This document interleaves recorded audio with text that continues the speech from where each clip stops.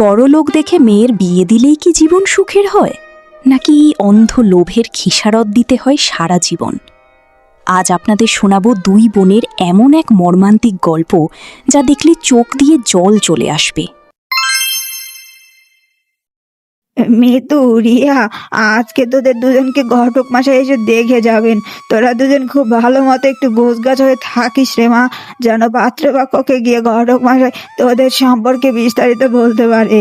মা, এত তাড়াতাড়ি আমাদের দুজনের একসাথে বিয়ে? আমি কিছুই বুঝতে পারছি না। প্রথমে একজনের হলে তাও মানা যেত, আর আমি তো এখনই এত তাড়াতাড়ি বিয়ে করতে চাই না মা। তোমাদের ছেড়ে আমি কোথাও যেতে চাই না। এত তাড়াহুড়ো করছো কেন মা? মা, দিদি যখন বিয়ে করতে চাইছে না তখন ওরটা বরং বাদই দাও। আমাকে আগে বিয়ে দাও, দিদিকে পরে দিও। এতে দিদিরও জ্বালা জুড়বে। আর আমি তো সব বুঝি, আমি যদি এই ঘর থেকে চলে যাই তবে জ্বালাবে কাকে বলো? রিয়া, এভাবে তোর বড় বোনের সাথে কথা বলিস না তো। আর শোন রে মামি, আমাদের বয়স হয়ে যাচ্ছে। তোর বাবার শরীরটাও তো ইদানিং ভালো থাকে না। তাই তোর বাবার কিছু হয়ে যাওয়ার আগেই তোদের দুজনের বিয়েটা একটু তাড়াহুড়ো করে দিয়ে দিতে চাই রে মা। মা, অমন কথা বলো না। বাবাই তো আমাদের ভরসা, আর তুমি হচ্ছে আমাদের ছায়াতল। আচ্ছা ঠিক আছে, তুমি যখন বলছো আমি তৈরি হয়ে থাকবো। ছোটকে আমি ভালো করে সাজিয়ে দেব, যেন ঘটক পাশাই ওকে পছন্দ করে। শোন দিদি, এত নাটক করিস না। তোর চেয়ে আমি অনেক সুন্দরী, তাই ভালো পাত্রের সাথে আমারই বিয়ে হবে, বুঝেছিস? নিজের মুখটা আয়নায় দেখ গে, যা যা। আমার সাজগুলো জিনিসপত্রগুলো এনে দে, তোকে সাজাতে হবে না, আমি নিজেই সাজবো। রিয়া, মিতুর সাথে একটু ভালোভাবে কথা বলতে পারিস না? দেখেছিস মিতুর মনটা কত বড়। সে সবসময় চায় তোর যেন খুব ভালো জায়গায় বিয়ে হয়। তুই এখনো মিতুকে চিনতে পারছিস না রে রিয়া, তবে খুব জলদি বুঝতে পারবি ও আমাদের জন্য কতটা ভাবে।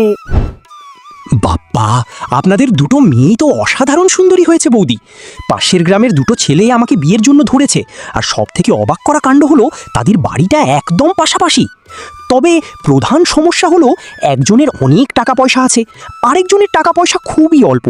তবে সুমিত ছেলেটা টাকা পয়সা কম থাকতে পারে, কিন্তু ওর মনটা আকাশের মতো বিশাল। আমার খুবই পছন্দের একটা ছেলে। ঘটক মশাই, আমাদের অত টাকা পয়সার দরকার নেই। আমরা শুধু চাই আমাদের দুটো মেয়ে যেন খুব সুখে থাকে। টাকা পয়সা তো তার সব সুখ লেখা থাকে না, মনের শান্তিটাই হলো আসল। মা, মানসিক শান্তি নিয়ে তুমি থাকো। শুনুন ঘটক কাকু, আমি কিন্তু ধনী ঘরের ছেলেকেই বিয়ে করব, এটাই আমার শেষ কথা। আর দিদি বিয়ে করবে গরিব লোকটাকে। কি রে রিয়া, লাশ লজ্জার মাথা খেয়ে এসব কি বলছিস তুই? তোর লোভ দেখছি দিন দিন বেড়েই চলেছে। বড় বোনটার কথা একটু চিন্তা করলি না? নিজের স্বার্থটাই আগে দেখলি। মা, কথাই আছে না, চাচা আপন প্রাণ বাঁচা। নিজে বাঁচলে বাপের নাম। দিদির চলাফেরা তো ছোট থেকেই গরিবের মতো, আর আমি চেয়েছি ধনী পরিবারে বিয়ে করতে। কে থাকলো বা না থাকলো তাতে আমার কিচ্ছু আসে যায় না। মা, ছোটকে বকো না। আমি ধনী পরিবারে যেতে চাই না। আমার স্বামী গরিব হলেও সৎ আর ভালো মানুষ হলেই চলবে। আর ছোট যখন ধনী পরিবারে যেতে চায়, ওর শখটা মিটতে দাও। ঘটক কাকু, আমরা দুজনেই বিয়েতে রাজি। আমি গরিবজনকে, আর আমার ছোট বোন বড়লোককে বিয়ে করবে। বাবা, তাহলে তো খুবই ভালো হলো। সব সিদ্ধান্ত এখানেই পাকা হয়ে গেল। আচ্ছা বৌদি, তাহলে এখন আসি। পাত্রপক্ষকে গিয়ে তাড়াতাড়ি এই সুখবরটা দিতে হবে তো। এই হলো আমার ছোট্ট ঘর। এই ঘরে তুমি থাকতে পারবে তো গিন্নি? আমার টাকা খুব বেশি নেই, কিন্তু তোমার পাশে আমি সারা জীবন থাকব। আমি টাকা জমাচ্ছি, খুব তাড়াতাড়ি এই বাড়িটা ভেঙে একটা বড় বাড়ি করব। তুমি তো জানোই গিন্নি, এই দুনিয়ায় আমার কেউ নেই। মা বাবা ভাই বোন কেউই না। এখন এই দুনিয়ায় শুধু তুমিই আছো। ওগো, তোমার চেয়ে বড় সম্পদ আর কি আছে? জেনে শুনেই তো আমি তোমাকে বিয়ে করেছি। তুমি যদি রাস্তায় থাকো তাহলে আমিও রাস্তায় থাকতে রাজি আছি। বড় দালান আমার দরকার নেই। আর সবচেয়ে বড় কথা, আমার ছোট বোনের বিয়েও তো এই গ্রামের পাশাপাশি বাড়িতেই হয়েছে, তাই না? হ্যাঁ গিন্নি, তোমার বোনকে বলো আমাদের বাড়িতে আসতে। আর তুমিও পারলে ওদের বাড়ি যেও, একটু গপ্প করা হবে, তাহলে আর একঘেয়ে লাগবে না।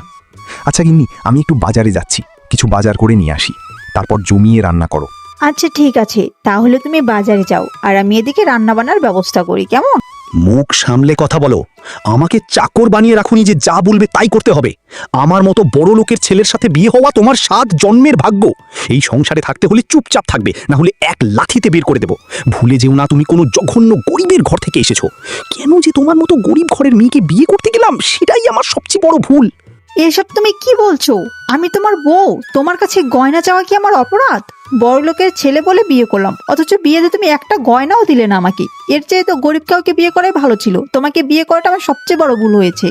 ভুল যখন করেই ফেলেছো তাহলে বাড়ি থেকে বেরিয়ে যাও, কেউ তোমায় আটকাবে না। আর আজ থেকে যদি ঘরের বাইরে পা রেখেছো তবে তোমার পা ভেঙে ঘরে ফেলে রাখবো। মেয়ে দুটোকে তো বিয়ে দিয়েছি অনেক দিন হয়ে গেল, অথচ এখন পর্যন্ত কোনো খোঁজ খবর নেই। চলো না গো, একই গ্রামে যখন বিয়ে হয়েছে দুইজনের, তখন দুইটা মেয়ের সাথে একটু দেখা করে আসি। মেয়ে দুটোর জন্য বুকটা ফেটে যাচ্ছে। গিন্নি, মিতু আর রিয়া তো আমারও মেয়ে, কষ্ট কি আমার কম হচ্ছে? নতুন কাজের জন্য আটকে আছি, কদিনের মধ্যেই তোমায় নিয়ে যাব। গিয়ে জামাইদের বলবো কিছুদিন ওদের আমাদের বাড়ি পাঠিয়ে দিতে। একই গ্রামে পাশাপাশি বাড়িতে বিয়ে হয়েছে আমাদের দুজনের, অথচ রিয়া একবারও দেখা করতে এলো না। প্রায় মাসখানেক কেটে গেল, মা বাবাকেও দেখি না। আজকে উনি আসুক, ওনাকে বলবো যেন বাপের বাড়িতে আমাকে কিছুদিন রেখে আসে। বোনটা কেমন আছে সেটাও তো জানি না। আমি বরং ছোটকে দেখতে আজ নিজেই ওর বাড়িতে চলে যাই। কি গো গরিবের মেয়েরা, কি শুরু করেছো? হ্যাঁ, আমার বাড়িতে কেন এলে তুমি? মাসিমা, দয়া করে রাগ করবেন না, আসলে ছোট বোনকে অনেকদিন ধরে দেখি না তো, তাই ভাবলাম একটু দেখে আসি। আমি রিয়াকে একটা নজর দেখেই চলে যাব এখান থেকে, একটু ডেকে দিন না মাসিমা ওকে। কোথায় গেলি রে হতচ্ছাড়ি ছোট লোকের মেয়ে, এদিকে আয় বলছি। দেখ কে এসেছে তোর সাথে দেখা করতে। সারাদিন শুধু পায়ের উপর পা তুলে খাবি আর ঘুমাবি। কই গেলি? এদিকে আয় বলছি তাড়াতাড়ি। আরে দিদি, তুমি এখানে কেন এলে? যাও বাড়ি চলে যাও, এখানে আর থেকো না। আমি খুব ভালো আছি, আমাকে তোমার দেখতে হবে না, যাও। ছুটকি, তোর নাক মুখ কেমন লাগছে কেন? তোর কিছু হয়েছে নাকি? ছোটবেলা থেকে তোকে আমি চিনি, ভয় পাস না বোন। কি হয়েছে আমাকে সবটা খুলে বল। দিদি, তুমি কি পাগল হয়ে গেছো? আমি রাজরানীর মতো সুখে আছি, শাশুড়ি মা আমাকে দিয়ে কোনো কাজ করার না। তুমি গরিব ঘরের বউ, তোমার মতো থাকো, এখান থেকে চলে যাও বলছি। জানি না তোর কি হলো ছুটকি, তবে এই সত্যি আমি একদিন না একদিন ঠিক বের করবই। আমি এখন যাচ্ছি, তবে মনে রাখিস তুই কিন্তু অনেক সাহসী মেয়ে, ভেঙে পড়িস না, তোর দিদি সবসময় তোর পাশে আছে। দিদি ঠিকই বুঝতে পেরেছে আমি ভালো নেই, শাশুড়ি মায়ের ভয় তোর সামনে কিচ্ছু বলতে পারিনি রে দিদি।